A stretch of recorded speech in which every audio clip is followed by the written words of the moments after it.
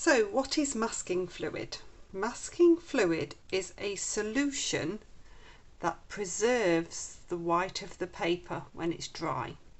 So what I'm doing now is I'm painting on this solution very carefully and very evenly, because I know that I'm doing daisy, these petals that I want to be white, even though I'm going to rub this solution off at the end, it will be in effect like I've painted with white paint. So I need to make sure that I'm being very, very precise. This is a latex rubber solution. You can get, so this one's a white one, you can get a synthetic one that it hasn't got latex in as well. So there are different options. With masking fluid you can get non-permanent masking fluid, which is the one that I'm using that you can rub off.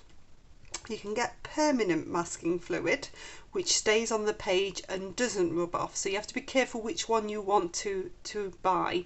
I liken permanent masking fluid to candle wax, so if you wanted to capture something and then not paint over it, permanent masking fluid is fine.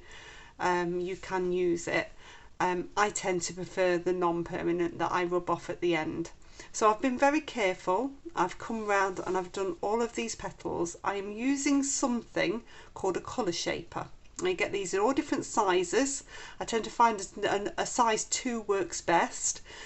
They are a silicone tipped tool which is actually used for blending pastel, but they are fabulous for putting masking fluid on. So I use this because the masking fluid does ruin your brushes.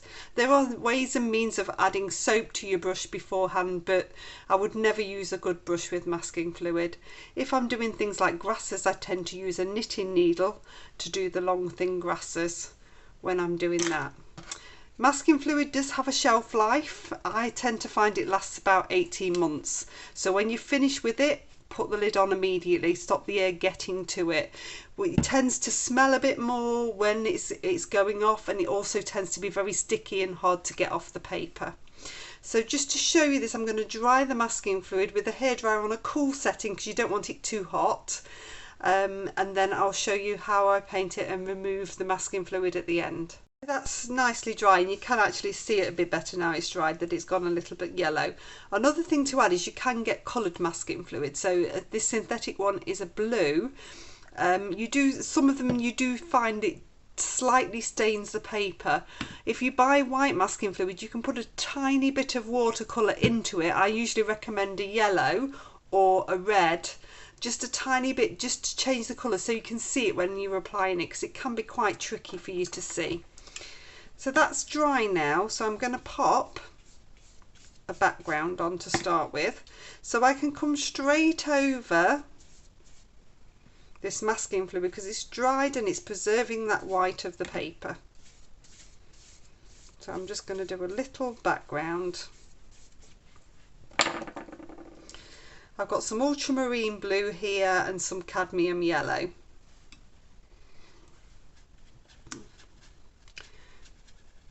So where you're painting on, you can see that it's resisting.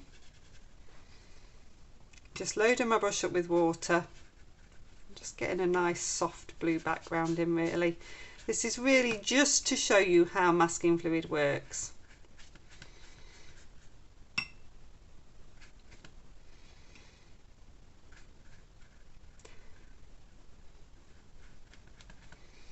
In my techniques videos, I just try to go through with you little techniques so you grasp them bit by bit.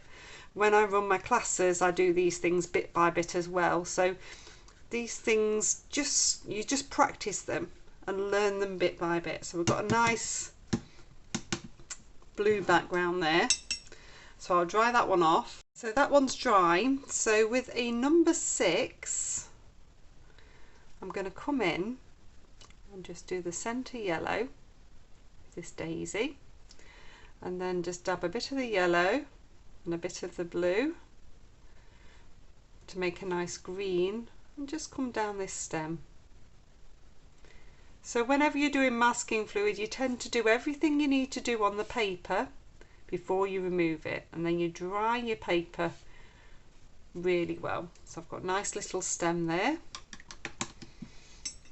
So if I want a tiny bit of shadow, I can just pop a little bit of that green just on the edge there of that daisy head. So I'm going to dry that again, and then I'll show you how I rub the masking fluid off. Okay, so that's nicely dry. You can feel it's dry because it's warm to the touch. You've got to be really careful when you are removing masking fluid that you don't try to remove it when the paper is damp, and you don't apply it when the paper is damp. It's important because it will rip your paper. So you're going to use an action of rubbing. Now this is a bit of a handy gadget called Mask Away, which removes masking fluid. If you have got quite tough hands, you'll find you can just do it with your fingers. But over the years, as I've got older, I find my fingers can't take it as well. If it's newer masking fluid, sometimes it just peels off, and that's really satisfying when you can peel it. So I tend to use one of these. A hard rubber would work quite well as well if you didn't have this Mask Away option. And it's just a little bit of a workout to get that masking fluid off, but it should all just come off.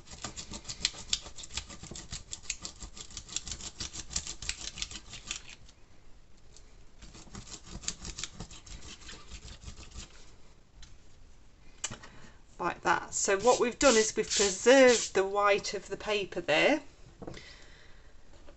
We could have tried to paint around that daisy, but it's quite little, it's quite delicate, and it would have taken a lot of time and effort, and we might have got watermarks. So this is why we use masking fluid.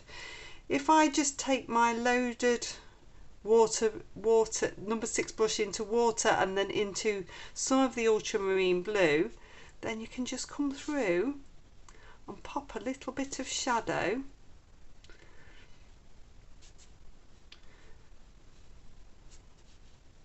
onto each of these petals, because nothing is totally white.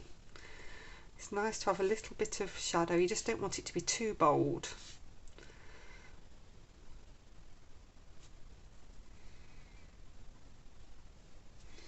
And there you go. So that's how you use masking fluid.